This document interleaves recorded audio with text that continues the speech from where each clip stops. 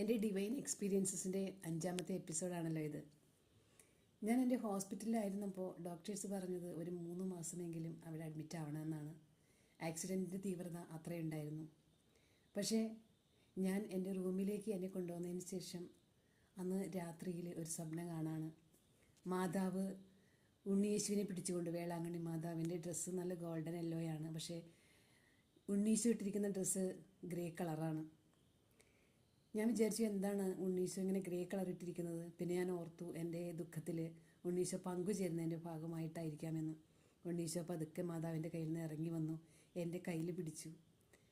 ഉടനെ എൻ്റെ മനസ്സിലൊരു അഗാധമായ സന്തോഷം അനുഭവപ്പെടുകയും ഞാൻ വളരെ ക്യൂർഡായി ഫീൽ ചെയ്യുകയും ചെയ്തു. നെക്സ്റ്റ് ഡേ ഡോക്ടർ വന്നപ്പോൾ സ്വാഭാവികമായിട്ട് നെക്സ്റ്റ് ഡേ ഒരിക്കലും നമ്മുടെ കൈകളോ കാലുകളോ ഒക്കെ ഒടിഞ്ഞിട്ടുണ്ടെങ്കിൽ എൻ്റെ കെട്ടൊന്നും അഴിക്കാറില്ല. ബട്ട് തലേദിവസം ഡോക്ടർ പറഞ്ഞതാണ് ഒരു 3-4 മാസമൊക്കെ ഹോസ്പിറ്റലിൽ കിടക്കേണ്ടി വരുന്നത്. ആ ഡോക്ടർ എന്നോട് പറയാം നമുക്കൊന്ന് കെട്ടഴിച്ച് നോക്കിയാലും. അതിന് മുമ്പായിട്ട് എനിക്ക് മാതാവിൻ്റെ ദർശനം കിട്ടിയതിൻ്റെ പിന്നാലെ എനിക്ക് ഭയങ്കര തൈലാഭിഷേകത്തിൻ്റെ സ്മെല്ല് കിട്ടിയായിരുന്നു. അപ്പോൾ എൻ്റെ സിസ്റ്റർ ചേച്ചിയാണ് എൻ്റെ അടുത്ത് നിന്നിരുന്നത്. ഒരു കാവൽ മാലാഖയെ പോലെ എന്നെ നോക്കാനായിട്ട് ചേച്ചിയായിരുന്നു ഉണ്ടായിരുന്നതും കൂടുതലായിട്ടും. എനിക്ക് ചേച്ചിയുടെ സാമീപ്യമായിരുന്നു കൂടുതൽ ഇഷ്ടം, സാമീപ്യം.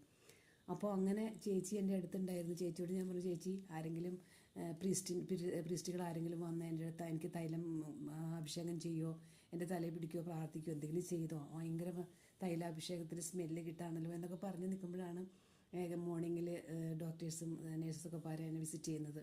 അവർ പറഞ്ഞു എൻ്റെ കെട്ടഴിക്കാൻ പറഞ്ഞു. കെട്ടഴിച്ച് നോക്കിയപ്പോൾ എല്ലാം മോസ്റ്റ്ലി നന്നായിട്ട് നല്ല ഉണങ്ങിയിരിക്കുന്നു.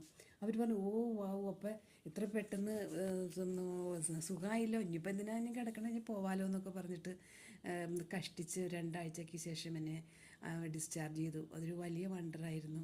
മാതാവ് എന്നെ വന്ന് സുഖപ്പെടുത്തി, ഈശോയോട് കൂടി വന്ന് സുഖപ്പെടുത്തി എന്നുള്ളതിൻ്റെ ഒരു വലിയ അത്ഭുതം. അവിടെ ഒരുപാട് മിറക്കിൾസിൻ്റെ ഡോർ ഓപ്പൺ ചെയ്യായിരുന്നു. കാര്യം അതിന് മുമ്പ്, ആക്സിഡൻറ്റിന് മുമ്പാണെങ്കിലും ഒരുപാട് ദർശനങ്ങളും മിസ്റ്റിക്കൽ എക്സ്പീരിയൻസൊക്കെ ഈശോ തന്നിട്ടുണ്ടെങ്കിലും ഇത് ഒരു വലിയ കണ്ടുമുട്ടലിൻ്റെ എൻകൗണ്ടറിൻ്റെ ഡേയ്സിലേക്ക് ഓപ്പൺ ചെയ്യായിരുന്നു.